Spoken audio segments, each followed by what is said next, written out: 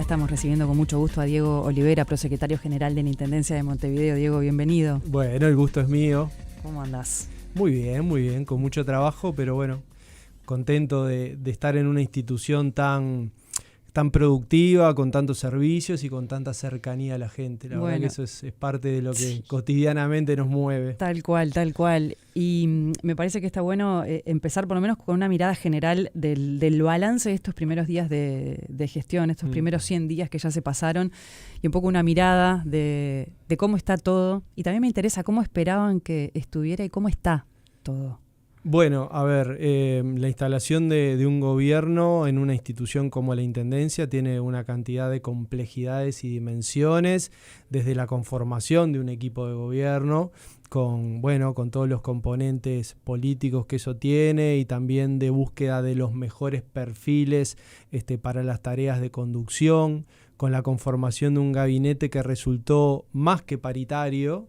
En ese sentido que, un tema que para el intendente Vergara y para la izquierda en general es muy sentido, un gabinete con mucho protagonismo de directoras mujeres, cosa que se dio de manera muy natural.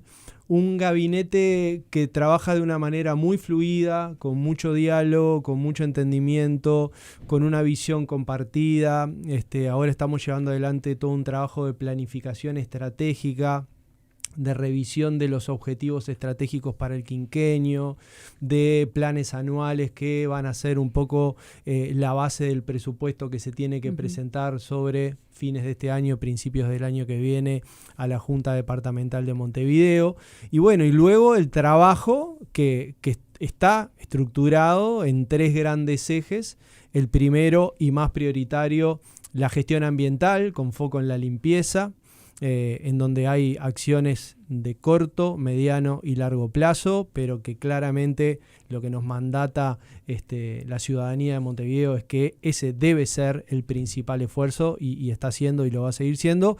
Un segundo componente de medidas vinculadas a un Montevideo más ágil, con un tránsito más fluido, con mejores servicios de transporte público, con mayor respeto a la normativa de tránsito, que es todo un tema, y un tercer componente de un Montevideo más disfrutable y más seguro, que también es otra de los grandes esfuerzos que estamos llevando adelante. O sea, un poco por ahí, sumado a un paquete de medidas de ordenamiento financiero que eran necesarios, porque en esto que vos me decís, ¿cómo recibieron la Intendencia? Exacto. Uno de los grandes desafíos era el déficit financiero, un déficit instalado de corto plazo, no estructural, sin endeudamiento, pero un déficit que había que abordar, y por eso las medidas que se tomaron. Vos hablabas de revisión de objetivos, ¿no? Un poco también en función de eso, con la situación que se encontraron y lo que se había planificado. Y cuando uno se enfrenta a una situación de déficit, tiene que obviamente ordenar las cuentas, pero también ordenar las prioridades. Y entonces, en ese sentido, hay, si se quiere, una concentración de los esfuerzos que efectivamente podemos hacer en términos de asignación de recursos y mejora en la eficiencia y en el despliegue efectivo que realiza la Intendencia en estos temas que estoy diciendo. ¿Sí? Estos van a ser, un poco el centro, el núcleo de esta gestión y de nuestras preocupaciones, que son, entendemos, reflejo de los que tiene la ciudadanía del departamento y que se expresó en el voto al intendente Vergara, porque su prédica en todo lo que fue la campaña electoral fue la estructuración de la administración en estos 3 ejes. Obviamente que después hay otra cantidad de asuntos que están bien valorados por la población y en los cuales se los cuida, se los preserva, pero los esfuerzos adicionales están concentrados en estos ejes. ¿Limpieza sigue siendo el primer tema a abordar? Sí, ¿Eso no cambia? ¿No se reestructuran los plazos de las metas fijadas? ¿Eso no varía en nada?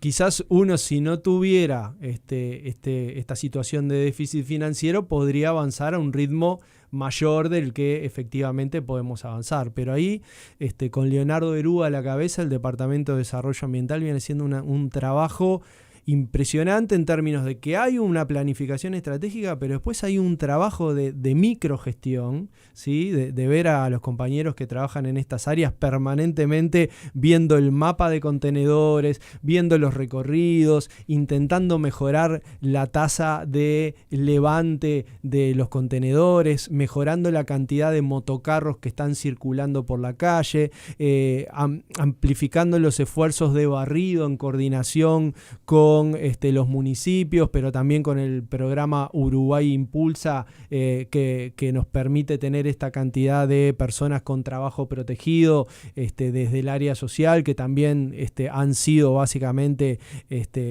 asignadas a tareas de barrido y de limpieza, y que tienen un impacto, porque la verdad es que a nosotros nos llega mucho retorno vemos que está mejor la ciudad. Ojo, sobre medidas que ya se habían tomado antes, como la comunicación vía WhatsApp, que es algo que con la población mejoró mucho la respuesta a situaciones puntuales. En el fondo de esta situación, digamos, o de este plan de trabajo, lo que hay es la idea de reformar el sistema de contenedores. Es decir, el contenedor en vía pública no puede ser la única y ampliamente mayoritaria solución a la disposición de los residuos domiciliarios y al levante de los residuos domiciliarios. Vamos ahí, como ya se ha dicho, pero me parece que es importante subrayarlo, vamos hacia contenedores intradomiciliarios, intraprediales, en cooperativas, complejos habitacionales, edificios, que creemos que el hecho de sacar un porcentaje importante de los contenedores de vía pública va a ayudar mucho. La pregunta es ¿cuándo?, ¿no? Bueno, a lo largo del periodo. Uh-huh. Sí. Ya se hizo una presentación de los planes ante la Junta Departamental de Montevideo, con quienes por suerte vamos teniendo un diálogo muy abierto y muy bidireccional. Ya a partir de los primeros meses del año que viene, ya hay barrios que van a empezar a tener esa reposición que todos esperamos. Sí, cuando nos querramos dar cuenta ya estamos ahí, ¿no? Estamos por sí, empezar noviembre, claro. Ya es Recordemos también que el presupuesto de esta administración se va a votar, se va a tratar y aprobar en el primer semestre del año que viene y va a empezar a regir en julio del año que viene. Ahí recién tendremos nuestra estructura presupuestal que va a permitir avanzar con mejor ritmo en ese sentido. Total. Diego, y hablábamos de presupuesto, y hoy en el desarrollo de las noticias compartíamos con los oyentes expresiones que se manejan desde ADEOM, que aseguran que se retiraron de las reuniones con la Intendencia de Montevideo, y el sindicato lo que está rechazando es que los trabajadores paguen, así lo dicen ellos, la ineficiencia de la administración anterior, además de hacer denuncias concretas de 84 nuevos contratos de asesoría y 7 más que están en proceso de ingreso. Y ellos marcan que están también viendo recortes en varios sectores y mencionan el de limpieza. Pero empecemos a desglosar un poco este tema, el vínculo con ADEOM. ¿Cómo está hoy en día la administración de Vergara? Bueno, lo primero que hay que decir es que la administración de Vergara, la administración que integro, tiene una muy amplia vocación de diálogo. ¿Sí? Y esto se expresa en todo sentido, con la junta de alcaldes y alcaldesas de los dos partidos, digamos, de la coalición y del oficialismo, en la relación con los ediles bueno, obviamente de nuestra bancada, pero también de la oposición, y en la relación con los y las trabajadoras. Con los trabajadores en su vínculo cotidiano, digamos, vimos a Mario recorrer múltiples oficinas, dialogar mano a mano con los trabajadores y las trabajadoras, y también con los trabajadores sindicalizados, por supuesto. Es decir, que si hay una interrupción del diálogo, no va a ser por voluntad nuestra. De hecho, tuvimos episodios que lamentar en términos de la presencia de algunos manifestantes en el entorno del despacho del intendente, con algún caso, ¿no?, de agresividad, que obviamente tensa el diálogo y que nosotros rechazamos, pero que a pesar de esas situaciones siempre la apuesta es a seguir dialogando. Se habla de esta idea de que serían la variable de ajuste. Nosotros la verdad es que tomamos medidas de ordenamiento financiero que tienen básicamente dos componentes. Una contención del gasto en adquisiciones, en compras y en contratos a empresas, que supone el 78% del dinero, digamos, que nosotros pretendemos ordenar o evitar que se gaste en estos próximos 6 meses. Y un 22% que refiere a algunas partidas de remuneraciones. En ningún caso, por supuesto, a la remuneración base de ningún trabajador, de ninguna trabajadora. Pero sí hay ahí dos componentes, que es la cantidad de horas extras que la Intendencia asigna para distintas tareas y una partida especial por trabajar un sexto día, que también es un monto de dinero importante, que bueno, se han tomado, digamos, como dos componentes a digamos, controlar el monto del gasto de forma transitoria durante 6 meses. Entonces sí, efectivamente hay alguna contención del gasto en remuneraciones por la vía estas de horas extras y algunas partidas especiales, no por el salario base de las personas, que durante 6 meses van a tener bueno, justamente un descenso, ¿sí? Que obviamente habla de que también estamos todos y todas haciendo el mayor esfuerzo por mantener la eficiencia de las tareas con algunas horas extras menos. Vos hablás de controlar, no estás hablando, no se habla de cortar esas partidas.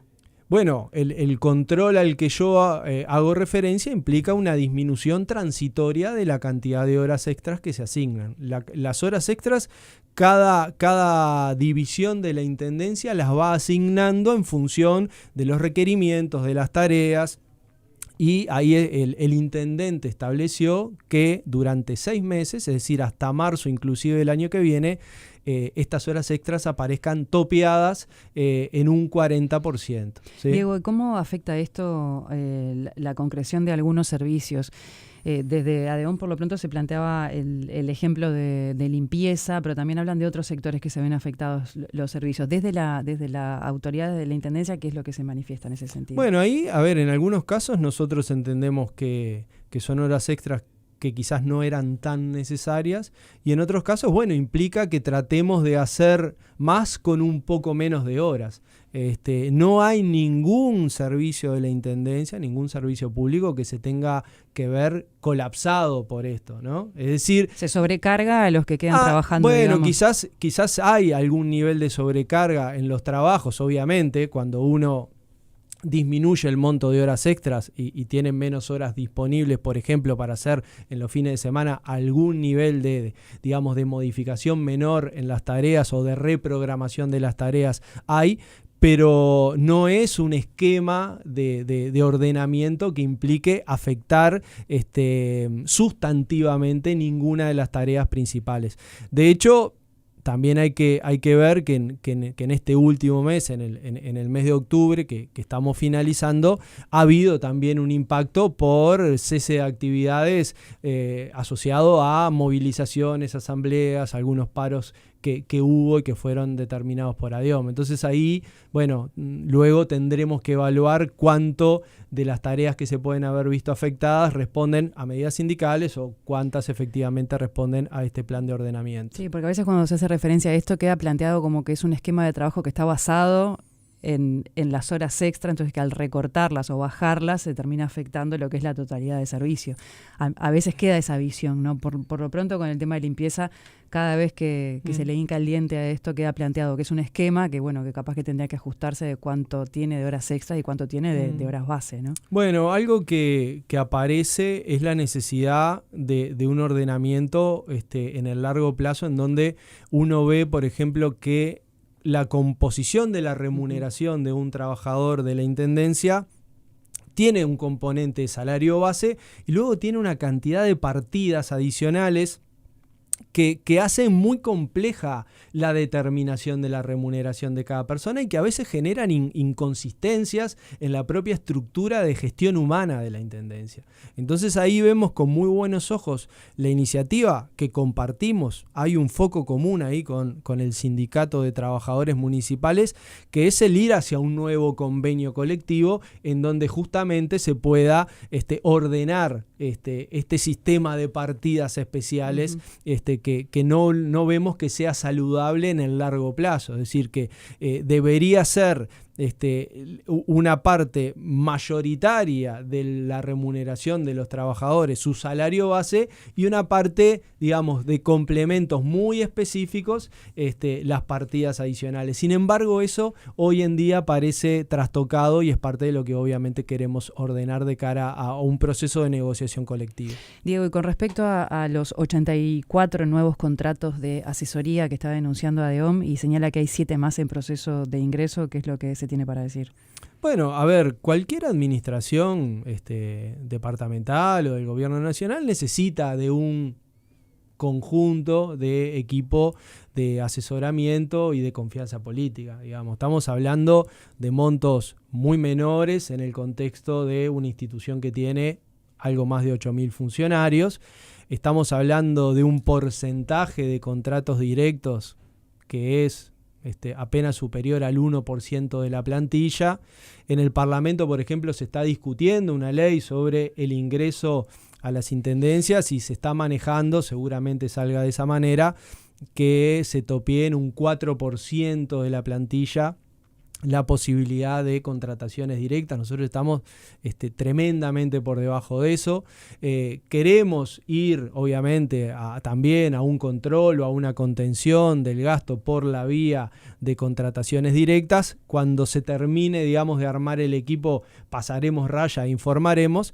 Pero lo cierto y lo que hay que decir con mucha contundencia, porque es un dato que la verdad que recorrió mucho los medios de comunicación y las redes sociales, es que es falso, es una información falsa que haya 60 y pico de contratos de 200.000 pesos. Digamos, no hay ningún contrato directo que supere esa cifra. Hay un gerente específico de un área que está en ese, pero es un caso específico de gerenciamiento muy especializado, y el conjunto de esos contratos está muy lejos de alcanzar la cifra de 200.000 pesos. Entonces esa cifra es excepcional para un caso solo.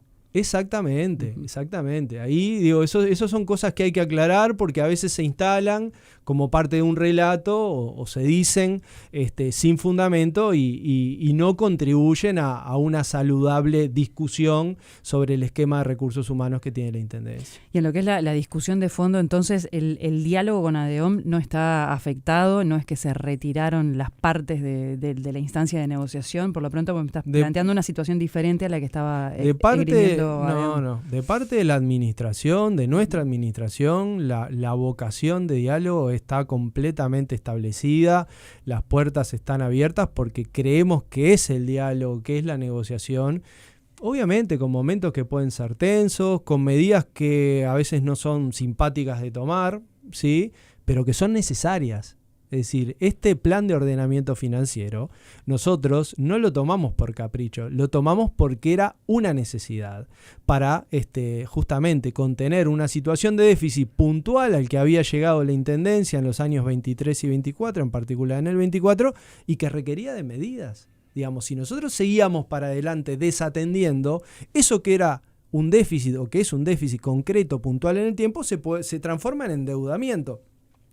Como en cualquier hogar, si vos tenés un desfasaje entre ingresos y egresos y no lo corregís, bueno, la tarjeta de crédito cada vez está más complicada o tenés que salir a pedir un préstamo bancario. Entonces, justamente para no entrar en un esquema de desorden financiero macro en la Intendencia, es que tomamos estas medidas que, insisto, tienen como el componente fundamental una restricción en las adquisiciones. Es allí donde se hizo el mayor esfuerzo, en los contratos con empresas.